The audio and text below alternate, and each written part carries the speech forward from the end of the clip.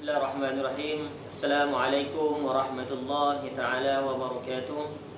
Alhamdulillah wassalatu wassalamu ala Rasulillah wa ala alihi wa sahbihi wa man wala. Asyhadu an la ilaha illallah wahdahu la syarika lah wa asyhadu anna Muhammadan abduhu wa rasuluh. Allahumma salli wa sallim ala sayyidina Muhammad wa ala alihi wa sahbihi ajma'in. Allahumma faqqihna fid din wa 'allimna ta'wil. Allahumma zidna ilma warzuqna fahma wa 'amalan mutaqabbala wa rizqan wasi'a. Amin ya rabbal alamin. Amma ba'd. Alhamdulillah, kita bersyukur pada Allah Subhanahu wa taala dapat kita bersama lagi dalam majlis perkongsian ilmu yang kita namakan sebagai Fiqh dan Kita.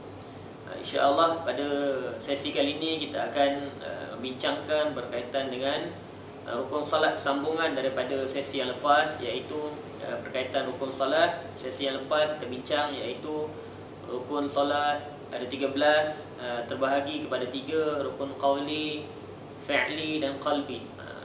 Sesi yang lepas kita dah bincang berkaitan dengan rukun qalbi dan rukun qawli, iaitu rukun hati dan rukun perkataan. InsyaAllah pada sesi kali ini kita akan bincangkan berkaitan dengan rukun fi'li, iaitu rukun yang berkaitan dengan perbuatan-perbuatan di dalam solat. Yang pertama sekali iaitu rukun fi'li, iaitu al-qiyam, iaitu berdiri. Berdiri sekiranya mampu ketika solat fardu. Bagi kewajipan ini berdasarkan hadis Nabi sallallahu alaihi wasallam, yang mana seorang sahabat bernama Imran bin Husain radhiyallahu an bertanya kepada Rasulullah tentang penyakit buasir dia. Berkaitan dengan penyakit buasir dia, dia bertanya kepada Rasulullah tentangnya. Maka Rasulullah sallallahu alaihi wasallam bersabda, "Shalli qa'iman fa in lam tastati' fa qa'idan fa in lam tastati' fa 'ala janbin." Bersolatlah secara berdiri, jika tidak mampu lakukanlah secara duduk, dan jika tidak mampu maka lakukanlah secara mengiring. InsyaAllah pada sesi akan datang kita akan terangkan bagaimana solat bagi orang yang sakit, tata cara solat orang sakit. Jadi kewajipan solat secara berdiri adalah wajib berdasarkan hadis Nabi sallallahu alaihi wasallam. Walau bagaimanapun bagi solat sunat, sepertinya sembahyang tarawih, tahajud, sunat hajat dan sebagainya, dibolehkan, tidak diwajibkan untuk berdiri. Maknanya kalau kita solat secara duduk, ianya sah bagi solat sunat, bagi fardu, tanpa keunsuran, tanpa sakit, dan contohnya seperti bongkok, sakit belakang dan sebagainya. Berdiri dengan tegak itu adalah rukun, adalah wajib. Bagi solat sunat ianya tidak diwajibkan. Maknanya sah solat sekiranya kita solat duduk. Ini berdasarkan hadis Nabi sallallahu alaihi wasallam, "Man shalla qa'iman fahuwa afdal, wa man shalla qa'idan falahu nisfu ajril qa'im, wa man shalla na'iman falahu nisfu ajril qa'im."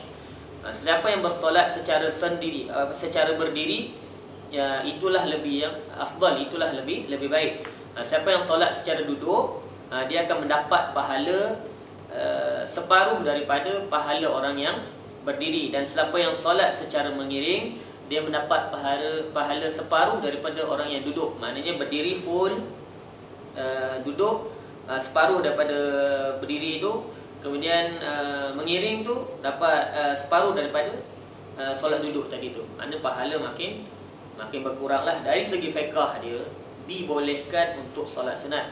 Tetapi kalau kita melihat dari sudut konteks ketakwaan ataupun at-taqwa, maknanya ada kerugian lah. Kita nak solat secara penuh dapat pahala lebih, bila kita solat secara duduk kurang pahala separuh. Jadi dari segi fiqh sah, tapi dari segi dia punya ketakwaan, kelebihan tu berkurang. Berdiri tegak maksudnya tidak, berdiri tegak ni maksudnya dia tidak membebani. Berdiri sengit sebelah kanan ataupun berdiri sengit sebelah kiri, ataupun berdiri ke hadapan, tegak ke hadapan, ataupun dia berdiri ke belakang. Berdiri tegak maknanya berdiri dengan sempurna, tidak berat sebelah kiri, tidak berat sebelah kanan, ke depan ataupun terbelakang. Maknanya berdiri dengan tegak. Bengkok boleh sentuh lutut, ianya tidak dikira sebagai berdiri. Kan kalau kita bengkok sedikit, bengkok yang tidak dikira sebagai berdiri adalah bengkok bila mana kita bengkokkan badan tu, tangan kita ni boleh sentuh atas lutut kita. Bila boleh sentuh atas lutut kita, itu maknanya menafikan perbuatan berdiri tersebut. Jadi ianya boleh membatalkan rukun qiyam tadi itu. Maknanya kita kena berdiri tegak semula. Berdiri tegak semula. Kemudian kalaulah kita sebagaimana yang disebutkan para ulama, ini mampu, sebagai hadis Nabi SAW, sekiranya mampu berdiri. Kan kalau berdiri, sekiranya lah kita ambil contoh, rakaat pertama kita mampu untuk berdiri, Allahu Akbar.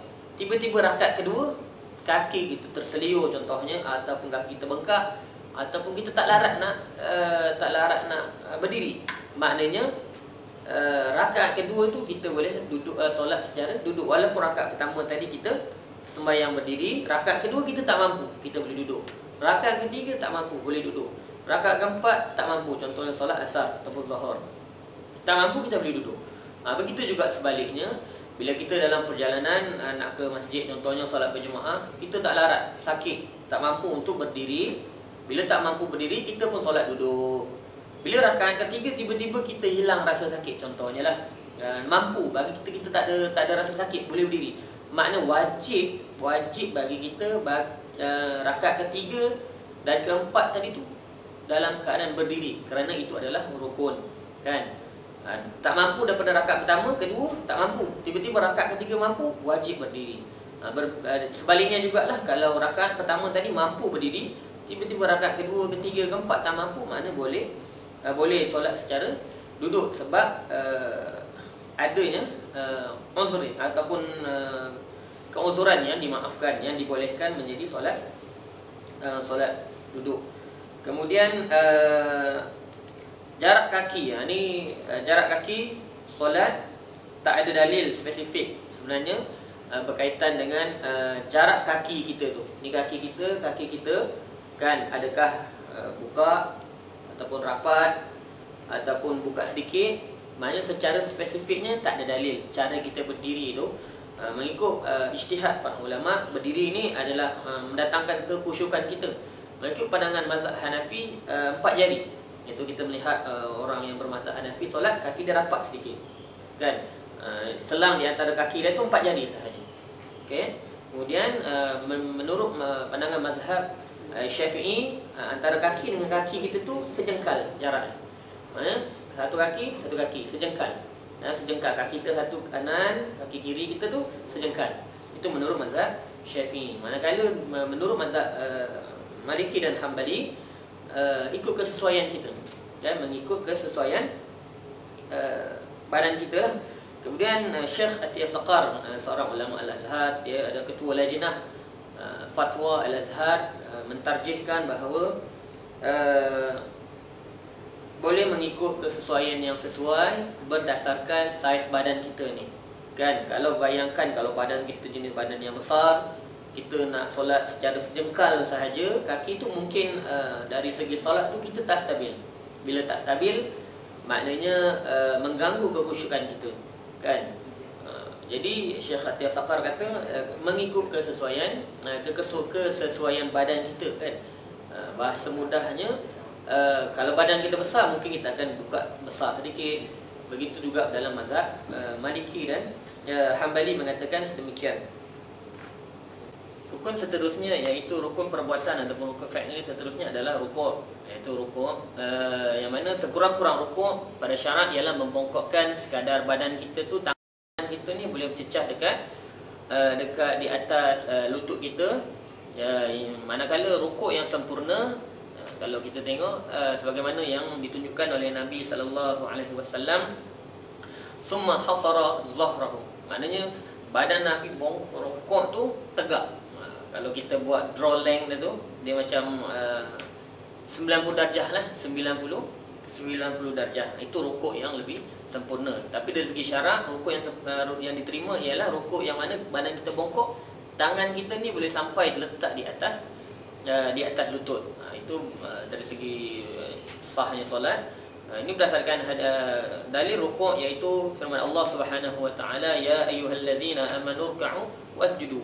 Wahai orang yang beriman, rukuklah serta sujudlah, yakni dalam mengerjakan solat. Begitu juga dalam perbuatan Nabi sallallahu alaihi wasallam melakukan solat, Nabi melakukan rukuk. Kemudian syarat rukuk iaitu membongkokkan badan sekiranya tapak tangan sampai pada lutut. Ini sebagaimana hadis Humaid Al-Sa'di radhiyallahu anhu menceritakan cara Rasulullah sallallahu alaihi wasallam rukuk. Wa idza raka'a amkana yadayhi min rukbatayhi. Apabila Rasulullah sallallahu alaihi wasallam rukuk, kedua-dua belah tangan baginda mencapai kedua-dua belah lututnya. Riwayat Al-Bukhari, dia sampai kat lututnya. Maknanya itu di syarat, meletakkan syarat dia itu sampai tangan kita letak di atas kepala, di lutut kita. Kemudian yang kedua, tidak membongkokkan badan dengan tujuan yang lain selain daripada rukuk. Contohnya kita tengah waladhdallin amin, baca doa walam yakul lahu kufuwan ahad, tiba-tiba ada burung ke, ada burung lalu ke, ada nak panah ke dan sebagainya lah, apa sahaja, kita pun elak. Dan kita terus rukuk. Jadi niat kita nak bongkokkan badan tadi sebab nak elak benda, burung ke, anak panah dan sebagainya, kita elak, kemudian kita sambung rukuk. Maknanya perkara itu adalah membatalkan rukun rukuk tadi tu. Mana kita rukuk tu memang niat kita untuk rukuk. Walam yakul lahu kufuwan ahad. Allahu akbar. Memang nak rukuk bukan sebab kita nak mengelak sesuatu. Kan? Itu diletakkan oleh para ulama. Kemudian tetap seketika, ini tamakninah sebagaimana hadis Nabi sallallahu alaihi wasallam, hatta tatma'inna raki'an, hinggalah engkau tetap dalam keadaan rukuk. Maknanya adanya dah rukuk, berhenti seketika, sekurang-kurangnya satu tasbih. Dan kalau dalam rukuk kita baca subhana rabbiyal azimi wa bihamdi 3 kali, kemudian kita tetap sekurang-kurangnya satu tasbih subhanallah. Kan? Solat yang terkejar-kejar ini sebagaimana hadis Nabi sallallahu alaihi wasallam, asra'un nas sariqatal ladzi yasriqu salatahu. Seburuk-buruk manusia adalah orang yang mencuri-curi dalam solatnya. Para sahabat bertanya, ya Rasulullah, wa kaifa yasriquha? Bagaimana dia mencuri dalam solatnya? Rasulullah sallallahu alaihi wasallam bersabda, la yutimmu ruku'aha wa la sujudaha. Dia tidak menyempurnakan rukuknya dan sujudnya. Rukuk terus berdiri kan, ataupun kurung belatuk, goyang-goyang kan, cepat. Dia tak ada tomakninah. Mana kena sempurnakan rukuk tersebut. Kemudian tangan, rukuk yang sempurna tadi 90 darjah. Kemudian kepala kita ni memandang di tempat sujud. Kan, memandang di tempat sujud, tidak diangkat dan tidak terlalu ke bawah. Ini sebagaimana hadis Nabi sallallahu alaihi wasallam riwayat Imam Muslim, lam yushkhis ra'sahu wa lam yusawwibhu.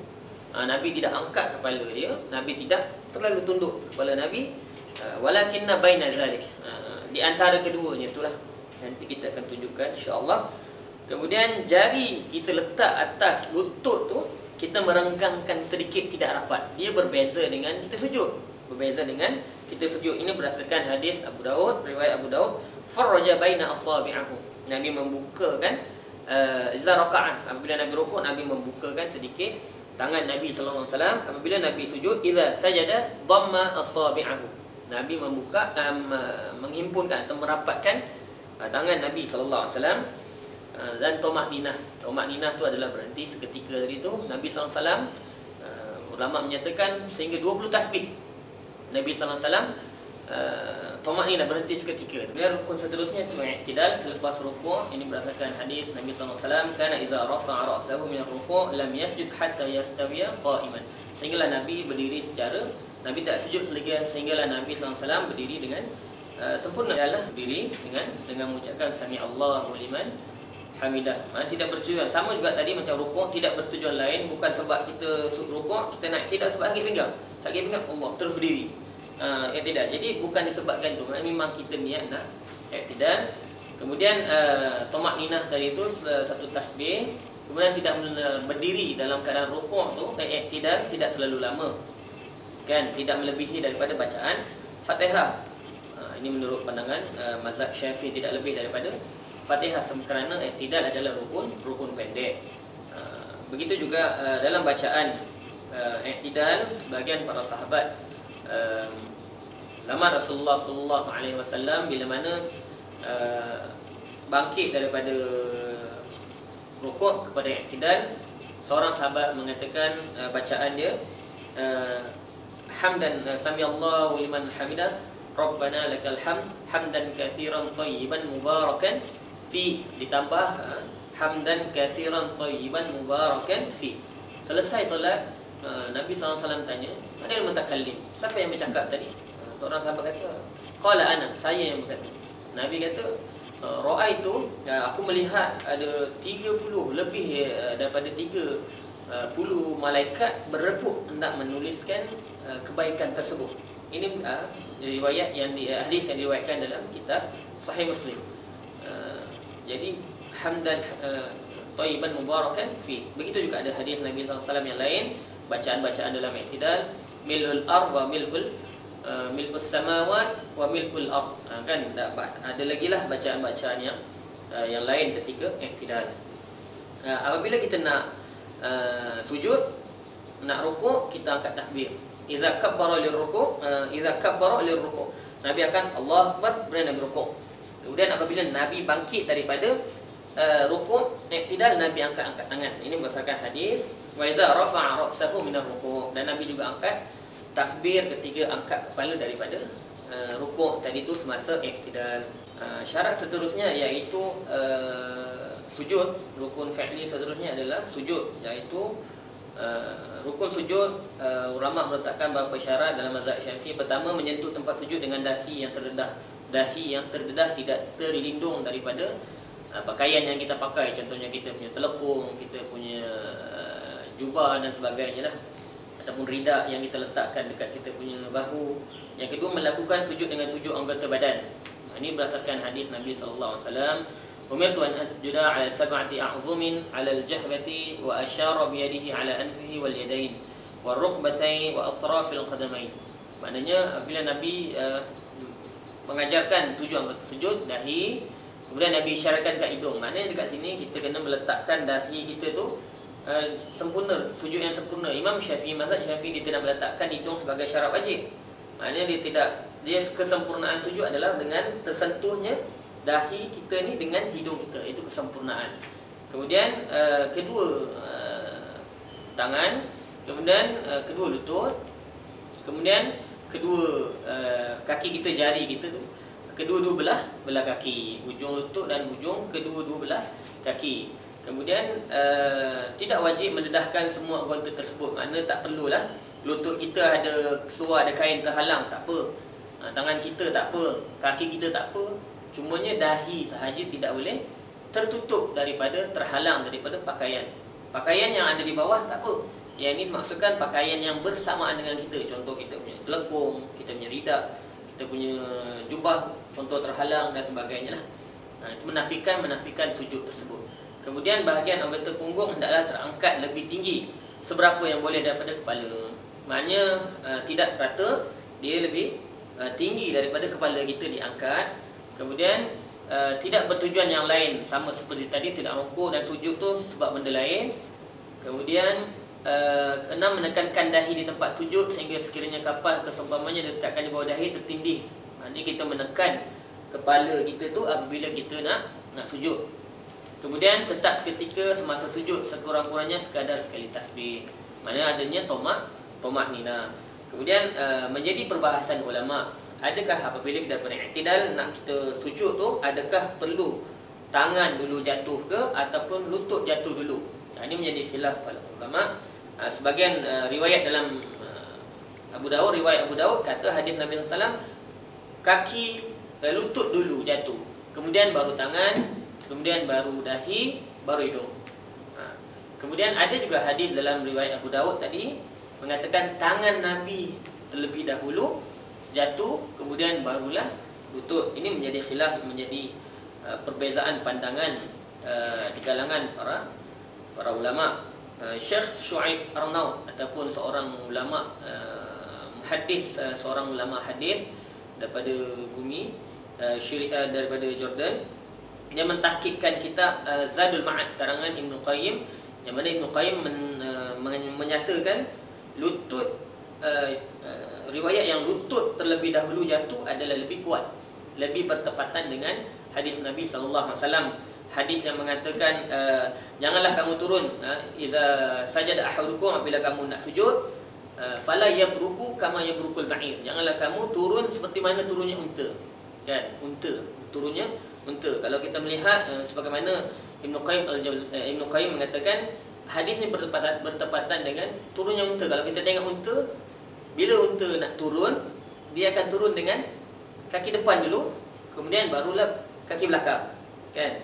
Jadi Ibnu Qayyim kata ini adalah bertepatan dengan hadis Nabi SAW berkaitan dengan fala yabruku kama yabrukul ba'ir. Walau bagaimanapun, Syekh Dr. Wahbah Az-Zuhaili dalam kitabnya Fiqhul Islam wa Adillatu mengatakan, Imam Nawawi menyatakan dia tak dapat pastikan yang mana yang lebih bertepatan dengan yang mana lebih kuat, tapi majoriti para ulama mengambil pandangan hadis yang mengatakan lutut terlebih dahulu diletakkan,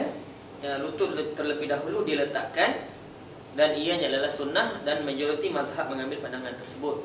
Walau bagaimanapun kita melihat ia satu keistimewaan. Bagaimana kalau seorang yang berbadan besar ataupun keadaan sakit, nescaya kita akan berkuat dekat tangan dahulu, kemudian barulah lutut. Kan, kalau kita tak ada kelonggaran perkara tersebut, tak ada khilaf benda ni, mesti lutut, wajib lutut dulu, maknanya dia akan menjadi satu kesukaran dan sebagainya. Mana ini adalah satu keistimewaan kepada umat Islam sebagaimana dijelaskan oleh sebagian para ulama. Kemudian apabila kita sujud, tangan kita letak tu, bila kita meletakkan tangan kita tu, menurut mazhab Syafi'i, Hambali dengan Maliki, iaitu bersentangan dengan dada kita, bersentangan dengan bahu kita, bahu. Menurut mazhab Hanafi, apabila kita sujud, tangan kita letakkan di antara kedua telinga kita ataupun kepala kita di atas. Jadi kita nak ikut yang manalah, kan? Kalau mazhab Syafi'i, kita meletakkan di bawah, bersentangan dengan dada kita. Bagaimana keadaan tangan? Tadi farraja baina asabi'ihi, ketika rakaat, ketika rukuk, Nabi buka. Apabila sujud, yang apa? Apabila sujud, yadhummu asabi'ahu. Nabi SAW merapatkan ataupun menghimpunkan, merapatkan tangan Nabi SAW ketika sujud. Tidak terlalu dirapatkan. Rukuk tadi buka, yang ini dirapatkan. Itu berkaitan dengan sujud juga. Perut kita tidak terkena, perut kita tidak terkena kepada peha kita. Maknanya kita buka sedikit kita punya sujud tadi tu supaya tidak terkena ataupun tidak terletak di atas peha kita, sebagaimana hadis Nabi SAW daripada Abu Hamid radhiyallahu an, "Idza sajada faraja baina fakhidhaihi ghairu hamilin batnahu ala syai'in min fakhidhaihi." Apabila sujud, baginda merenggangkan dua peha tanpa mengampu perut di atas keduanya. Mana tidak terkena perut di antara perut dengan peha Nabi SAW. Berbeza dengan sujud bagi kaum wanita. Sebagaimana hadis Nabi SAW, berjalan berhampiran dua orang perempuan yang bersolat. Lalu Nabi SAW bersabda, "Idza sajadtuma fadumma ba'dal lahmi ila al-ardi fa innal mar'ah laysat fi dhalika karrujul." Apabila kamu sujud, rapatkanlah sebahagian badan ke lantai, kerana orang perempuan tidak sama cara sujudnya sebagaimana orang lelaki. Rukun fi'li seterusnya iaitu duduk di antara dua sujud. Yang pertama, syarat dia sama juga seperti rukuk dan i'tidal tadi, bukan disebabkan perkara lain, sakit ke dan sebagainya, terus kita duduk antara dua sujud. Memang kita nak melakukan duduk antara sujud tu disebabkan kita punya memang nak beralih rukun. Kemudian tidak terlalu lama sehingga kadar bacaan tasyahud. Bacaan tasyahud mungkin 20 saat, 30 saat, mana tak lebih daripada kadar tersebut. Kemudian duduk tetap seketika, maknanya ini tamakninah lah, berhenti seketika, sekurang-kurangnya satu tasbih. Duduk antara sujud ni diajarkan oleh Nabi sallallahu alaihi wasallam, iaitu duduk secara iftirash. Tapak kaki kiri menjadi alas, itu dinamakan duduk iftirash. Firash maknanya menjadi alas, kan, alas. Jadi ini berdasarkan hadis riwayat Al-Bukhari, jalasa ala rijlihil yusra wa nasabal yumna. Nabi duduk di atas kaki sebelah kiri, wa nasabal yumna, dan kaki kanan tu ditegakkan. Kemudian dalam keadaan duduk dua sujud ni dilarang. Ada hadis Nabi sallallahu alaihi wasallam yang melarang sujud secara al-iqa'. Duduk al-iqa' ni kalau bahasa mudahnya, bahasa Melayu kita ni, duduk katak. Budak-budak selalu duduk katak. Itu adalah yang dilarang oleh Nabi sallallahu alaihi wasallam. Contohnya punggung berada di atas lantai, kaki tegak. Imam Khatib Asy-Syarbini dalam Mughni Muhtaj menerangkan terlalu banyak tafsiran al-iqa' ni, duduk secara al-iqa' ni. Ini berdasarkan hadis Nabi sallallahu alaihi wasallam, fala tuq'i kama yuq'il kalb. Janganlah kamu duduk sebagaimana duduknya anjing tadi tu. Duduknya anjing kan. Kalau kita tengok anjing kan dia suka terbuka macam tu. Kalau pun bahasa mudah, duduk katak lah. Duduk katak. Imam Nawawi menerangkan ada perkara duduk yang diharuskan, seperti mana kita duduk di atas tumit kita. Kita rapatkan, kita duduk di atas tumit kita, iaitu diharuskan. Yang dilarang adalah bahasa mudah dia duduk katak tu lah, budak-budak tu. Kemudian kita meletakkan siku atas peha, jari atas lutut. Begitu juga duduk tahiyat akhir disunatkan duduk secara tawarruk. Yang kita biasa amalkan dekat Malaysia ni duduk tawarruk. Manakala dalam mazhab Hanafi itu dinamakan sebagai dibolehkan duduk secara iftirash, sama macam duduk tahiyat awal tadi itu. InsyaAllah nanti kita buat sedikit praktikal yang kita dah terangkan tadi berkaitan dengan berdiri dengan sempurna. Berdiri dengan sempurna, tidak berat sebelah kanan ataupun berat sebelah kiri. Kita solat sebelah kiri, berat sebelah kanan, ataupun kita berat ke depan ataupun belakang. Maknanya kita berdiri dengan sempurna, tidak berat mana-mana tempat. Kemudian kaki tersebut sebagaimana kita dah jelaskan tadi, mazhab Syafi'i sejengkal, Hanafi 4 jari. Tapi Syekh Tisaqar mengatakan ikut kesesuaian badan. Mana kalau badan kita besar, mungkin kita akan buka lebih besar berdasarkan kita punya badan lah kan. Jadi kita ikut kesesuaian badan kita, yang mana kaki tidak dibentukkan dengan V, menjadi tegak. Dia tidak berbentuk V, dia berbentuk tegak. Kemudian apabila kita meletakkan, sebagaimana kita jelaskan juga tadi, ada yang irsal mazhab Maliki, ada di bawah pusat Hanafi yang Bali kan. Dalam mazhab ada di dada. Mazhab Syafi'i dia di atas dada, di atas pusat dengan di antara pusat dengan dada. Mana kita letakkan, kemudian tangan kita tu berdasarkan hadis Nabi sallallahu alaihi wasallam, digenggam pergelangan tangan kita ni, kita letakkan macam ni. Bukan diletakkan di pertengahan. Kalau kita biasa letak pertengahan kan macam ni. Tapi sebagaimana hadis yang dinyatakan di pergelangan tangan. Di pergelangan tangan. Kemudian ini qiyam yang sempurna lah menurut beberapa riwayat daripada hadis Nabi sallallahu alaihi wasallam. Kemudian berdiri dengan sempurna apabila habis kita baca Al-Fatihah, habis kita baca surah pilihan ataupun ayat, kemudian kita akan melakukan rukuk. Melakukan rukuk ni sebagaimana yang kita jelaskan juga tadi, rukuk iaitu sekadar tangan sampai di lutut.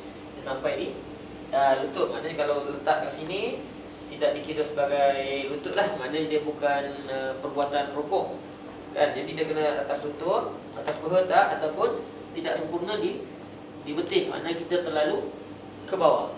Jadinya sebagaimana tadi kita letakkan di atas lutut. Kemudian belakang kita ni sebagaimana hadis Nabi sallallahu alaihi wasallam, farraja baina asabi'ihi. Iza raka'a farraja baina asabi'ihi. Nabi sallallahu alaihi wasallam membuka jari-jari Nabi sallallahu alaihi wasallam apabila diletakkan di atas lutut. Nabi tegak, kemudian tegak belakang Nabi sallallahu alaihi wasallam. Kalau kita ukur sebagaimana hadis sebut, summa hasara zahrahu. Tegak 90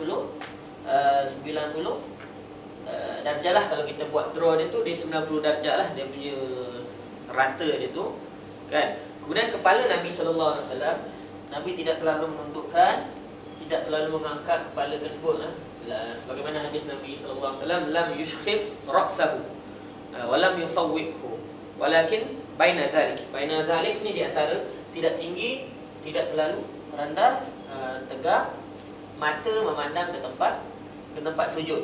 Itu sebagaimana rukuk yang dinyatakan dalam hadis Nabi sallallahu alaihi wasallam. Ada beberapa riwayat.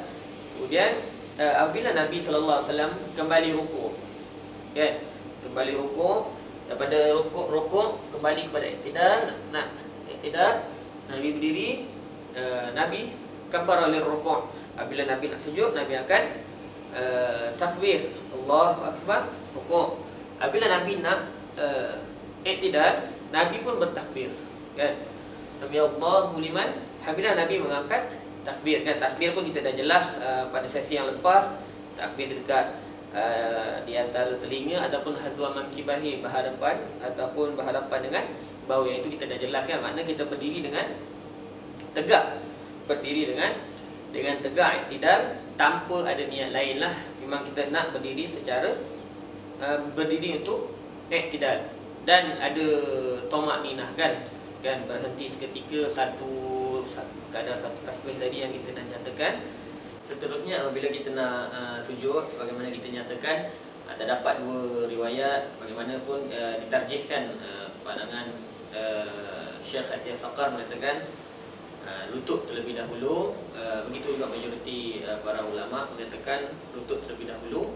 Bagaimanapun menjadi kemudahan bagi orang yang mungkin berbadan besar untuk menggunakan tangan dahulu. Kedua-duanya boleh diaplikasikan.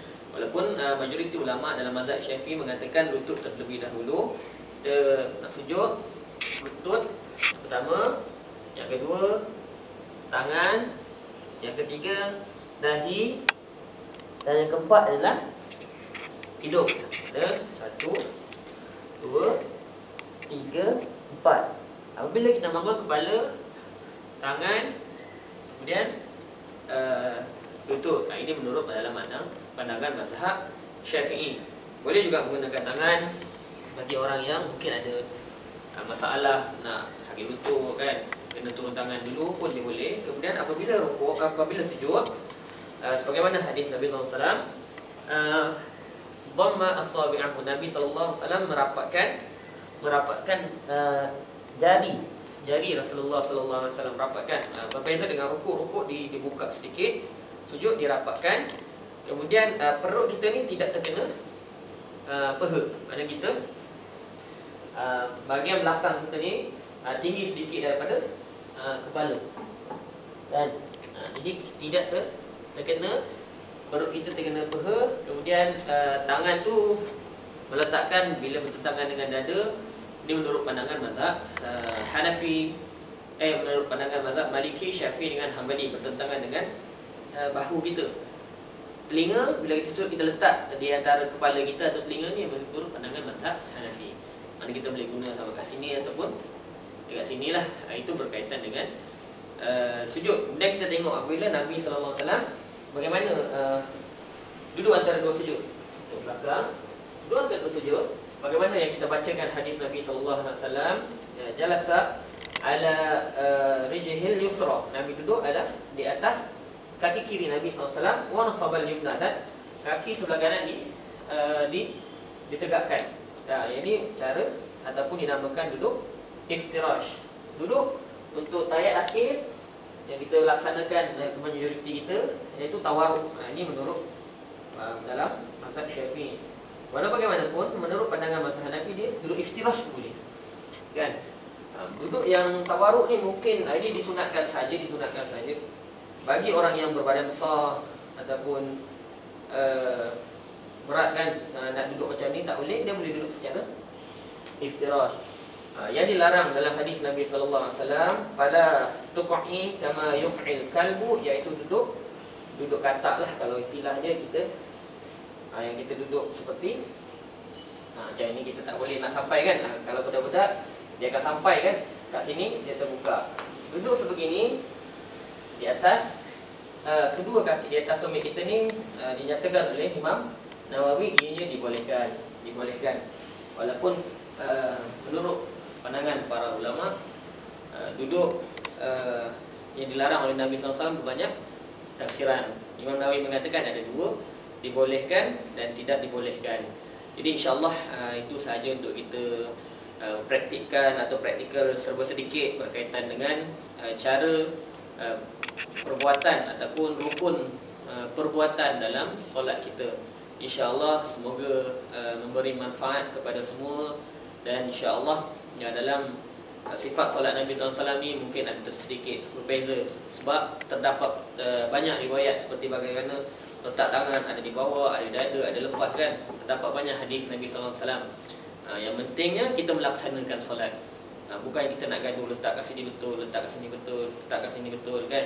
Jadi yang kita adalah melaksanakan solat, insya-Allah. Aqulu qawli hadza astaghfirullah li wa lakum. Assalamualaikum warahmatullahi taala wabarakatuh.